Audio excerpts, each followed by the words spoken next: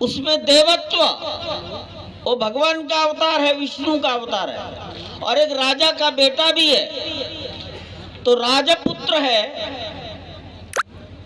देवत्व है, लेकिन 5 वर्ष का है।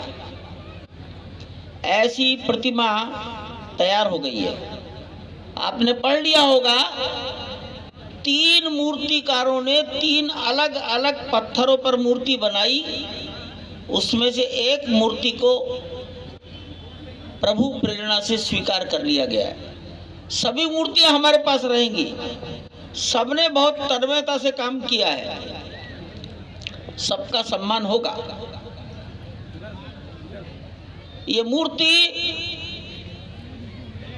लगभग अगर पैर की उंगली से विचार करें तो आंख की भौं, ललाट, ये 51 इंच ऊंची है। इसके ऊपर थोड़ा मस्तक, थोड़ा मुकुट, थोड़ा आभा मंडल। मूर्ति की प्रतिष्ठा, इसकी पूजा विधि ये 16 जनवरी से प्रारंभ होगी। मूर्ति गर्भगृह में अपने आसन पर 18 तारीख की दोपहर को स्थापित कर देंगे। लगभग 1.5 टन की मूर्ति है, 1.5 टन। एकदम पत्थर है,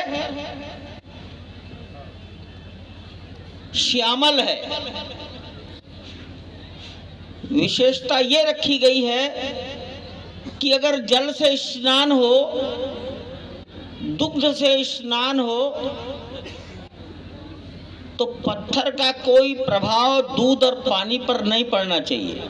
अगर उस जल का आचमन कर ले तो उसका शरीर पर कोई दुष्परिणाम ना हो जाए। उसमें देवत्व, वो भगवान का अवतार है, विष्णु का अवतार है, और एक राजा का बेटा भी है, तो राजपुत्र है, देवत्व है, लेकिन 5 वर्ष का है। ऐसी प्रतिमा तैयार हो गई है। आपने पढ़ लिया होगा, 3 मूर्तिकारों ने 3 अलग अलग पत्थरों पर मूर्ति बनाई। उसमें से एक मूर्ति को प्रभु प्रेरणा से स्वीकार कर लिया गया है। सभी मूर्तियां हमारे पास रहेंगी। सबने बहुत तन्मयता से काम किया है, सबका सम्मान होगा। ये मूर्ति लगभग अगर पैर की उंगली से विचार करें तो आंख की भौं, ललाट, ये 51 इंच ऊंची है। इसके ऊपर थोड़ा मस्तक, थोड़ा मुकुट, थोड़ा आभा मंडल। मूर्ति की प्रतिष्ठा, इसकी पूजा विधि ये 16 जनवरी से प्रारंभ होगी।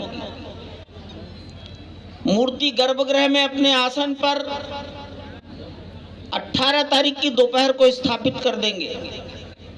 लगभग 1.5 टन की मूर्ति है, 1.5 टन। एकदम पत्थर है, श्यामल है। विशेषता ये रखी गई है कि अगर जल से स्नान हो, दुग्ध से स्नान हो, तो पत्थर का कोई प्रभाव दूध और पानी पर नहीं पड़ना चाहिए। अगर उस जल का आचमन कर ले तो उसका शरीर पर कोई दुष्परिणाम ना हो जाए।